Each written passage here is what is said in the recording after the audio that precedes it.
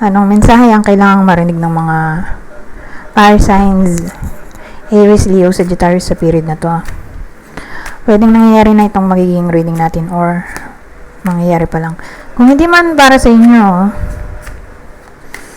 itong magiging reading natin, di baka para sa someone na malapit sa inyo o sa someone na kakilala nyo mismo. Baka may lumabas na gender mamaya, gawin nyo na lang energy.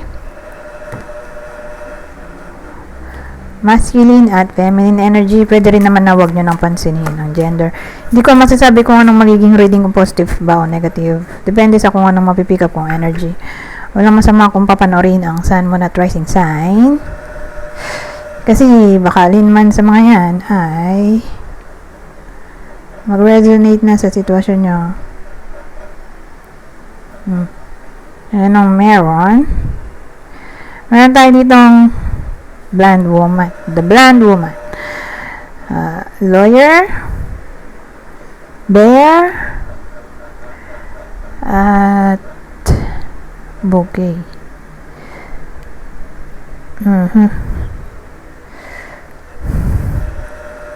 So, anong meron?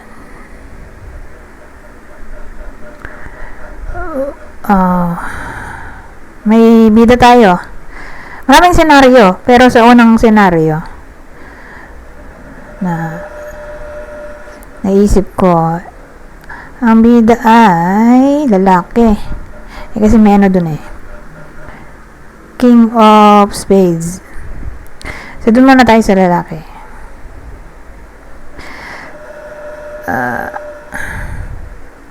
Mag-ingat.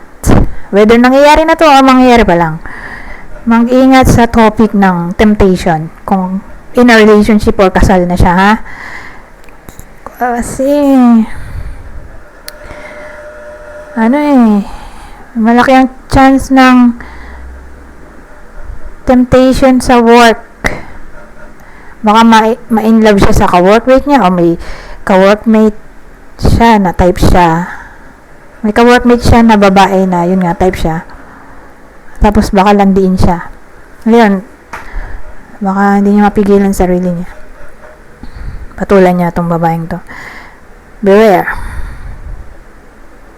Hindi pa naman nagiging sila.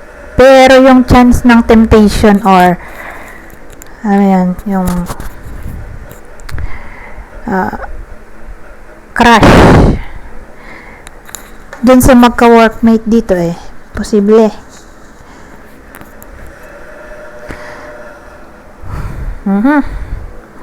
Ngayon, in general, sa pangalawang senaryo, in general to, walang gender. In general, okay. In general, genders. In general reading na lang. May possibility kasi ng dito sabihin natin magiging somewhat blessed. Magiging somewhat blessed kayo sa period na to. Okay? Ewan ko kung anong blessing ang darating, pero gano'n. Ang dating pwedeng dumating na to or darating pa lang, pero yun, magiging somewhat blessed kayo. Ngayon may makakakita nun na may blessing na dumating sa inyo ngayon. Kaya inggitan kayo. Then that's it. Dahil sabihin natin nagkapera yung iba sa inyo for some reason. Ayun. Parang may maiinggit. Or sabihin natin may na-promote. Ayun. May tendency ng jealousy, enviousness sa paligid. Kaya ang maganda, kung sakaling may dumating o baka dumating na, wag na lang i-post sa social media or wag na sabihin sa iba kasi yung topic ng evil eye, totoo yun. Okay? So, yun. Beware. Kaya maganda kung wag nyo na lang ipakita para maiwasan yung evil eye. Kasi, alam mo yun, yung let's say may blessing, since na evil eye nga. Kasi ang dating kasi ng evil eye, ano siya parang yung blessing nagiging misfortune. So, maganda nga kung wag na i-brag or wag na ipakita sa iba. Kung ano yung ganap sa buhay ng iba sa inyo para maiwasan itong jealousy, enviousness.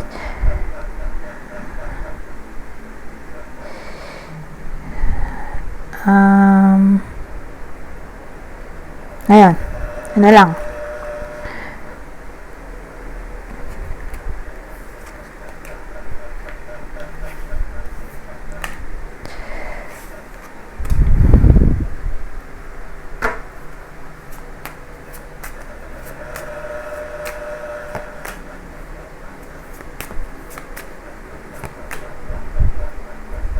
Visit,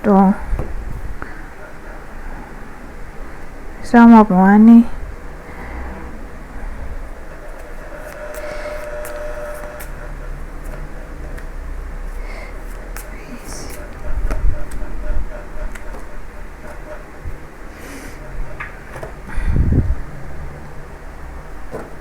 Teka, ayusin ko muna. Para presentable. Kaya ang taas kasi nung table ko. Hindi ko makakita yung cellphone. Ay, pwede na. Anyways, meron tayong visit some of money fish cross. Well, ang dating kasi magkabel yung iba sa inyo. Whether pinilano to or unexpected or emergency travel. Gagastos kasi kayo dito malaki ang chance na gumastos kayo. Kasi nga travel. O pwede rin may bibisita sa inyo. May visit o visit sa money fish cross. Pwede rin may bibisit sa inyo. Siyempre baka kainin niyo yung tao o patutuloyin ng ilang araw sa bahay nyo. Kaya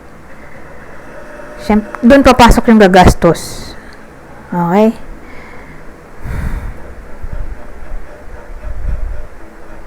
O baka kayo pala yung bibisita. Mag-stay kayo ng ilang araw sa kakilala nyo. Siyempre gagastusin nyo yung kakainin nyo. Since nasa ibang bahay kayo. Kaya yun. Ang dating kasi mawawalan ng pera. Dahil magagastos nga.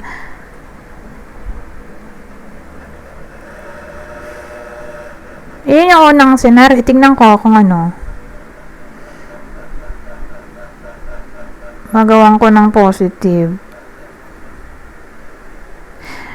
Madalas nagagawa ko ng positive. Pero may chance din na hindi. Tulad ngayon. Oh my God. Wala akong maiisip na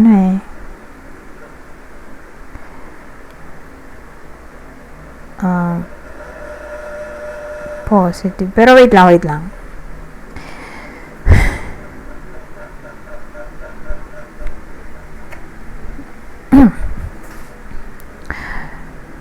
Ay, nagawan ko ng positive.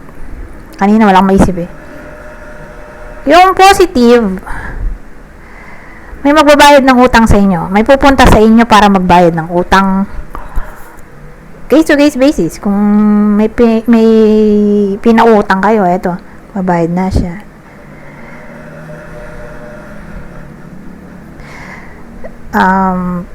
Iba pang positive, may mag-i-invite sa inyo.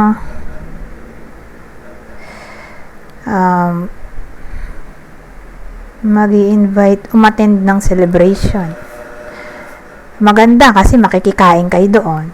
Nakatipid kayo. Diba? Ng gastos sa pagkain. Lalo na kung kasal to,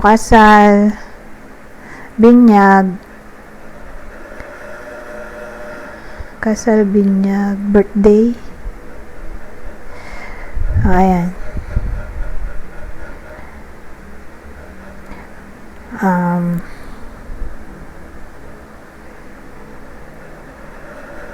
Ano pa ba ang positive?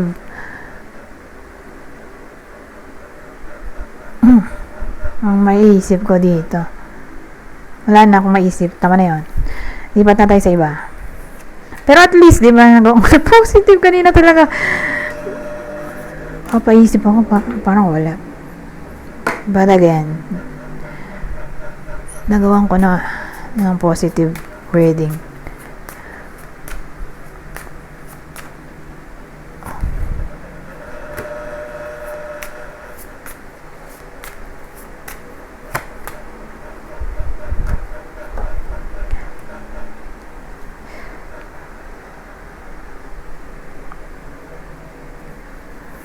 Eto, tingnan natin.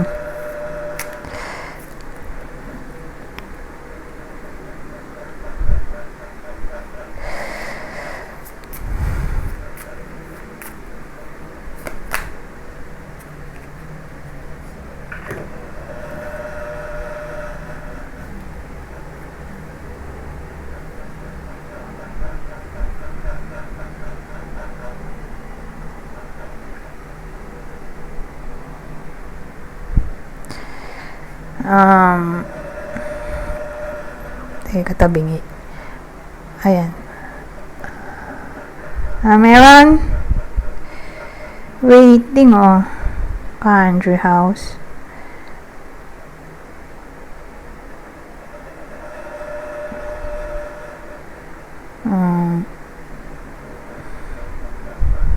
Uncle Rip.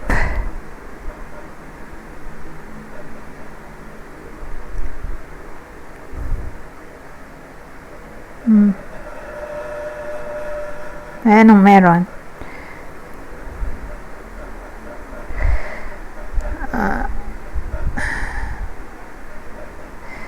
Ang dating may naghihintay eh. May nakakaway siguro siya. Nihintay niya magbalik. Whether magbalik ang communication or literal na magbalik sa buhay niya, sa bahay, ganyan.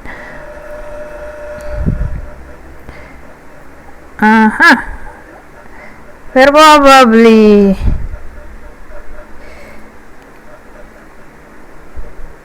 karelasyon to.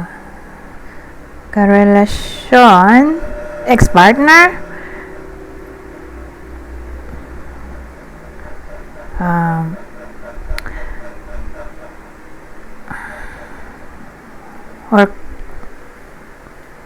or magkaayos sila nung ka-workmate niya na kasama niya ng loob.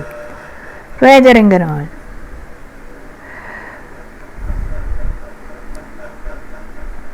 So, kung dito ex-partner, di karelasyon na nag-away sila, cool off sila ngayon. Hintay niya magbalik. So, whether nangyayari to, mangyayari pa lang, pero may makakaaway. Fire sign. Or kung di man literal na kaaway, edi siguro misunderstanding lang. Na yun, naghihintay dito eh. So, probably, fire sign, Aries, Leo, Sagittarius yung naghihintay. Lalo na kung babae. Kasi babae. Lalo na kung babae ito eh. Babae yung naghihintay.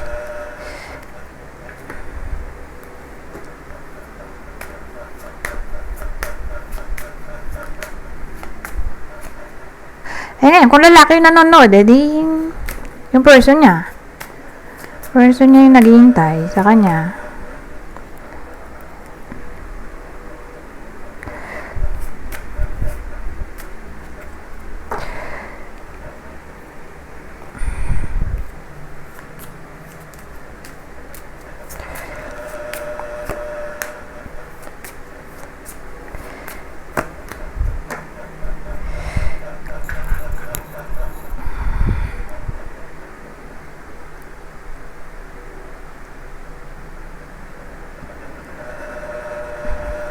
Titingnan ko ulit sa cellphone ko na ang taas-taas ng table ko.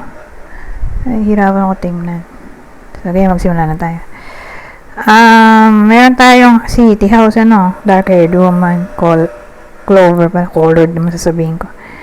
Clover side. So, may mga senaryo tayo na baka yun ang mangyari.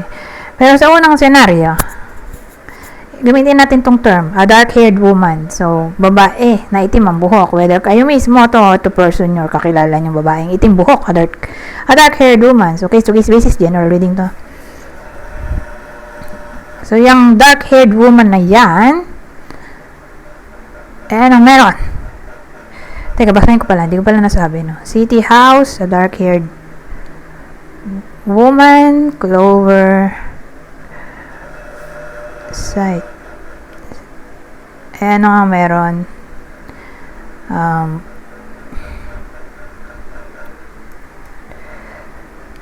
Baka magkaroon siya dito ng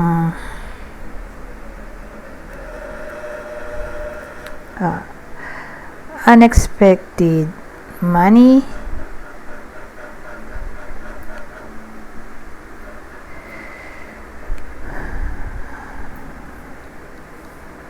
Oo. Or unexpected opportunity. Or unexpected chance. Ayan. Or unexpected luck. Ay, luck to eh. O sudden. Anything sudden, pero in a good way.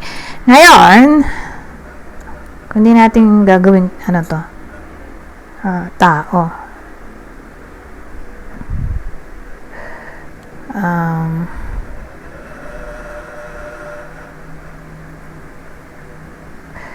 Sabihin natin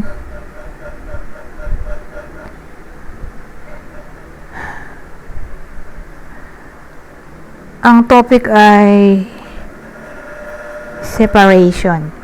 Okay, ano siya? Recently na broken hearted yung iba sa inyo, regardless kung anong gender. Okay? Kasi hindi nga natin gagamitin tong term dito sa pangalawang senaryo. Regardless kung anong gender, at sabihin natin ma-broken hearted, whether nangyayari na to or mangyayari pa lang. May chance na tawag dito, bigla na lang may someone na darating sa buhay nyo para bigyan kayo ng advice. Or sabihin natin nung time na in pain kayo at tawag dito, di nyo alam nung gagawin nyo. All of a sudden, may someone na willing. All of a sudden, may someone na willing makinig sa problema nyo.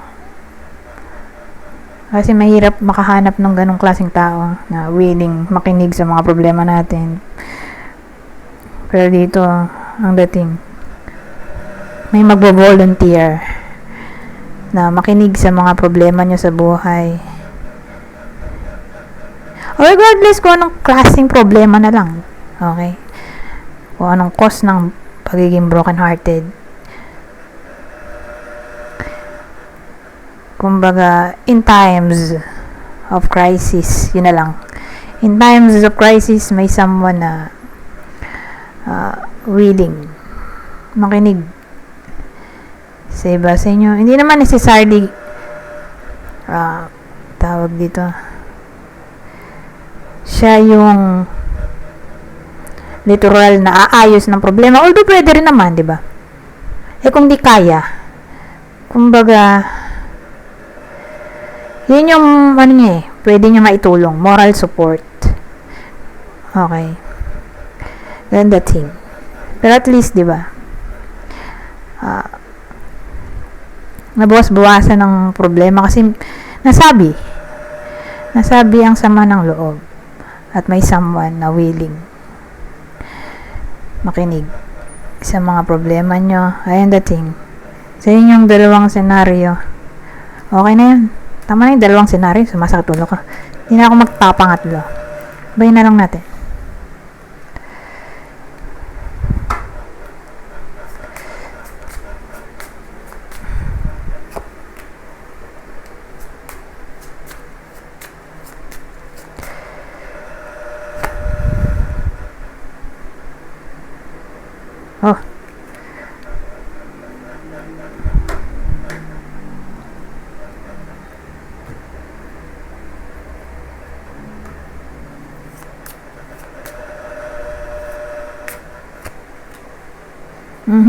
So this time, babae. Whether babaeng fire sign to, or person yung babae, or kakilala yung babae, basta babae. Ay, babae to eh. Teka, ayusin ko ulit. Tingnan ko na naman ang cellphone ko. Para magayos.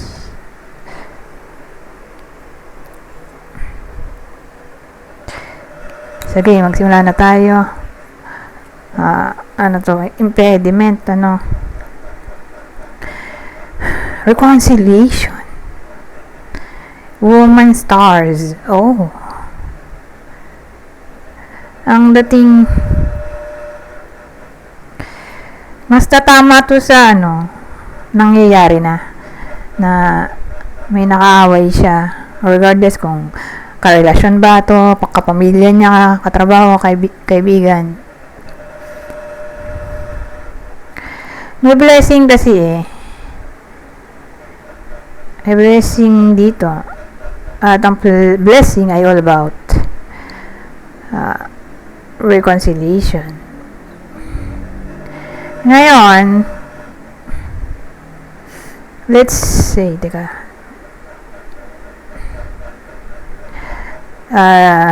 let's say, may nakaaway, particular yung lalaki. Lalaking nanonood. Or, baka person nyo to, or kakilala nyo, lalaki. Kasi ang makikipagayos dito, babae eh. More like babae yung makikipagayos. Yung intention niya ay makipagbati. Okay. Pero who knows? Pwede rin pala to sa babae nanonood. Tapos babae yung nakaaway niya. Pwede yung kaaway niyang babae yung makikipagbati. Pero kasi napaisip din ako eh. Paano kung baka yung fire sign pala, babae din siya. Ayun na lang yung kakilala na lang niya. Kakilala niya. Kasi may problem dito. Ito yung babae. Yung kakilala niya talaga. Kakilala. Yung kaaway niya mismo. Siya yung kaaway niya na babae. Babae yung nanonood, di ba?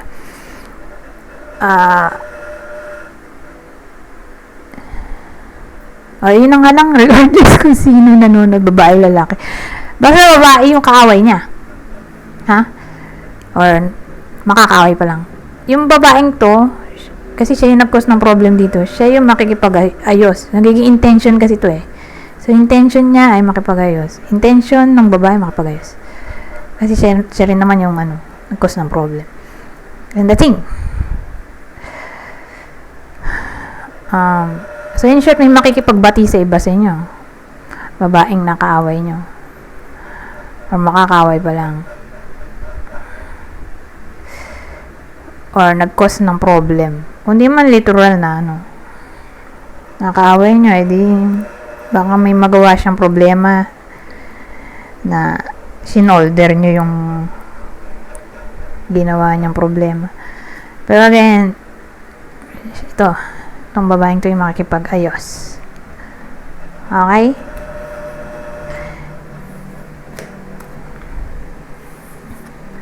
Ngayon, dito naman tayo sa general prediction and advice sa period na to.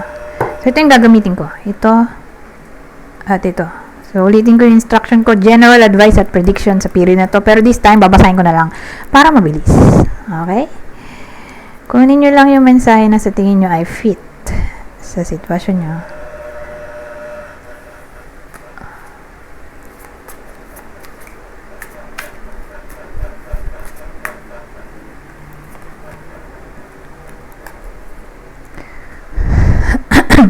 Excuse me. So, sabi dito, all life's answers are within you.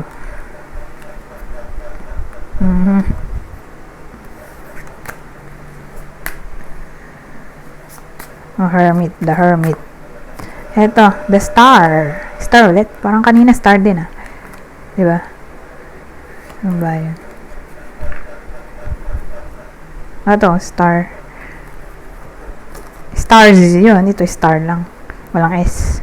So, sabi dito, all your dreams are coming true. Wow, ito maganda. Sabagay, may mga nasabi rin ako magandang balita, di ba, kanina. Magandang mensahe, good news. Kanina, di ba? Kalimutan ko lang kung ano yun. Pero alam ko may mga nasabi rin ako magaganda. Magagandang prediction. Pero emphasis to na, yun nga, may dream or good news na magkakatotoo. May dreams or wish kayo na magkakatotoo or good news na paparating. Oh, ito maganda rin, oh. Ito mas maganda. Mas specific. Ano to eh?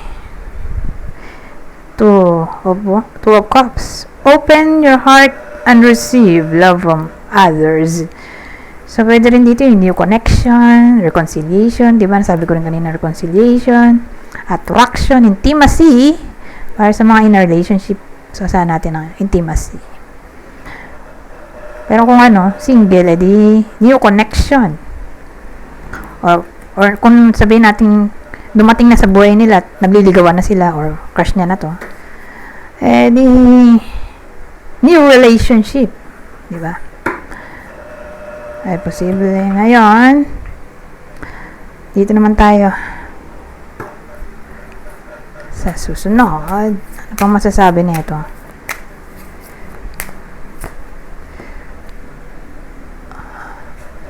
Sabi, be yourself. This situation calls for you to be your authentic self, which is the basis for your personal power. Ito natin ito ilagay. Eto. So, sabi, dietary change. Improve your diet and your life will also improve. Diet daw. Sa period na to.